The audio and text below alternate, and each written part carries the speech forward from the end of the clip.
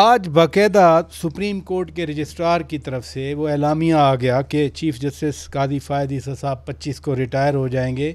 इशाइया का उन्होंने एहतमाम किया है, लेकिन चीफ़ जस्टिस कादी फ़ायद ईसा साहब ने कहा कि मैं सरकारी खर्च पे इशाइया नहीं लूँगा। ये 25 तारीख को उनके रिटायर होने का बाकायदा एलामिया, आप मुतमईन हैं?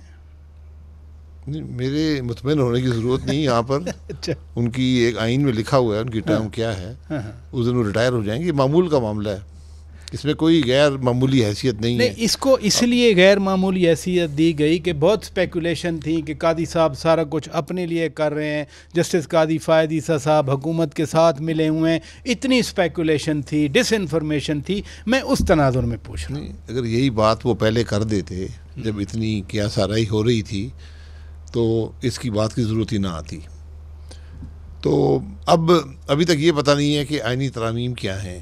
आज सुना कि मसवदा आया है, बहरहाल उसको देखते हैं। अवाम के सामने क्यों नहीं रखते? मैं इस बात से बड़ा हैरान हूँ कि आज जो हुकूमत है वो मसवदा अवाम के सामने नहीं रख रही। इसकी क्या वजह है?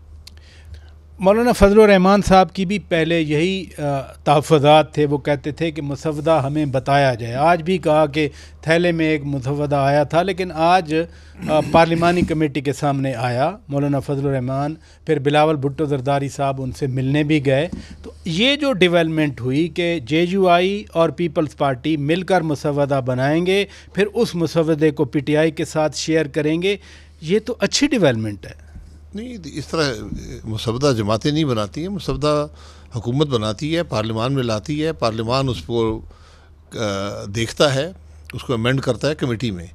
उस कमेटी में तमाम, या स्पेशल कमेटी होती है, स्टैंडिंग कमेटी होती है, वो तमाम उस मसवदे को देखते हैं और मसवदा जब कमेटी के सामने आता है तो पब्लिक डॉक्यूमेंट बन जाता है, पब्लिक हो जाता है। तो हम पब्लिक क्यों नहीं कर रहे? ये बड़ी अजीब बात है। नहीं, ये तो जब कहा जाता है कि जी पहले इत्तफाक राय कायम करें, अब वो इत्तफाक राय करने की कोशिश की जा रही है। जब इत्तफाक राय होगा, सामने आ जाएगा, इसी पार्लिमानी कमेटी में, खुसूसी कमेटी में आ जाएगा। मेरा ख्याल आवाम के सामने इस पर बहुत क्या साराई हो गई है, आवाम के सामने रखते हैं, बहुत अच्छी बात होगी। क्या आवाम को हक नहीं है मसवदा देखने का? बिल्कुल हक है। बस फिर हक उनको दें, टैक्स पेयर हैं, उनको हक दें। नहीं, टैक्स पेयर तो बहुत कम है। टैक्स पेयर तो 25-30 लाख है। नहीं, वो भी तो सारे वो भी मजबूरी में है। नहीं, इनडायरेक्ट टैक्स तो आपकी जेब, वो तो जेब कुतरने वाली बात होती है। तो सारे आपके पास चॉइस नहीं है, आपके पास चॉइस नहीं है। ये मौलाना फजलुर रहमान साहब जब भी कोई बात करते हैं सिंबॉलिकली बड़ी अहम होती है। मैं बड़ी अहमियत देता हूं उनको बात।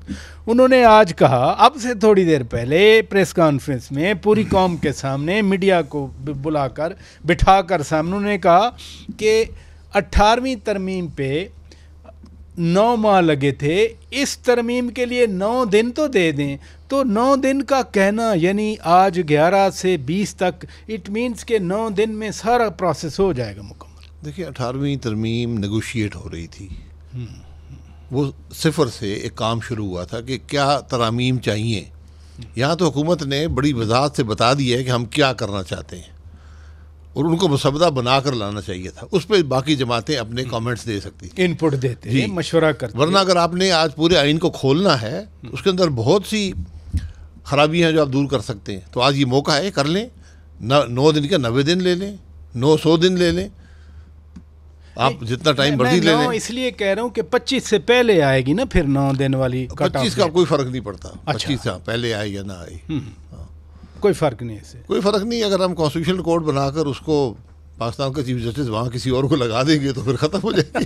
फिर सुप्रीम कोर्ट का चीफ जस्टिस जो है। मौलाना साहब ने ये भी आज बात की, उन्होंने कहा कि आइनी अदालत बने सेपरेट, या इसी सुप्रीम कोर्ट में आइनी बेंच बन जाए, इस पे बातचीत जारी है। इट मीन्स के मौलाना साहब विलिंग हैं कि सेपरेट आइनी अदालत बन जाए तो ठीक है। आप कैसे रीड करते? मेरा नहीं ख्याल, अगर वो हालात को देखेंगे, एक कॉन्स्टिट्यूशनल कोर्ट सेपरेट जो है बहुत ख़राबी का बायस होगा। और आपने वही मकसद आप बासानी हल कर लेते हैं बगैर एक न्याय इदारा बनाए, और वो है एक कॉन्स्टिट्यूशनल बेंच बना दें, तादाद में इजाफा कर दें अगर ज़रूरत है सुप्रीम कोर्ट की, तो वो सब निपटा लेगी। वरना ये दोहरा काम होगा। मैं आज आपको बता रहा हूँ, मैं वकील नहीं हूँ, लेकिन मैं काफ़ी अर्सा 17 साल मैं अदालतों में रहा हूँ, तो मुझे बड़ा वसी तजर्बा है अदालतों का कि किस तरह वहाँ क्या होता है। तो ये इस बात को समझें। मौलाना साहब ने इसी प्रेस कॉन्फ्रेंस में कहा कि जब तक हमारी शराइत नहीं मानी जाती, और शराइत तो उन्होंने बयान भी की कि 19वीं तरमीम को ख़त्म करके 18वीं तरमीम बहाल की जाए ओरिजिनल शक्ल में।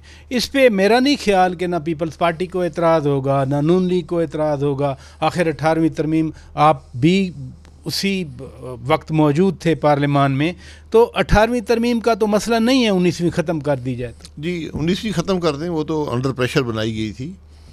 किसका प्रेशर? चीफ जस्टिस का। कौन थे उस वक्त? इफ्तिखार चौधरी। अच्छा। हाँ, उन्होंने एक किस्म का दबाव से ये करवाई थी। लेकिन 18वीं तरमीम के अंदर भी ज़रूरत है उसको रिव्यू करने की, बहुत सी चीज़ों को, उसको भी आज देख लें। तो ये मौका है, इसको एक वसी तर तरमीम बना लें ताकि मुल्क के मसाइल हल हो सकें और मज़ीद पेचीदगियाँ मत पैदा करें मुल्क के निज़ाम में, निज़ाम को डिस्टर्ब मत करें। यानी अगर जज जो हैं वो एग्जेक्टिव लगाना शुरू कर देगा तो फिर मामला बड़ा ख़राब हो जाएगा। तो जजेस की सिलेक्शन का जो प्रोसेस है उसको बड़ा ट्रांसपेरेंट और इफ़ेक्टिव आपको बनाना पड़ेगा। वो क्या होगा? आप public scrutiny, open public scrutiny रखें।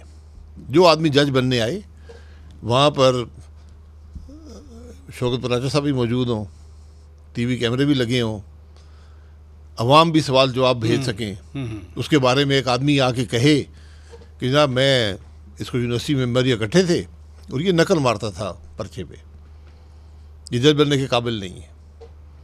इस स्क्रूटनी से जब आप गुजारेंगे जज को, तो फिर जाकर आपके अदल का निज़ाम ठीक होगा।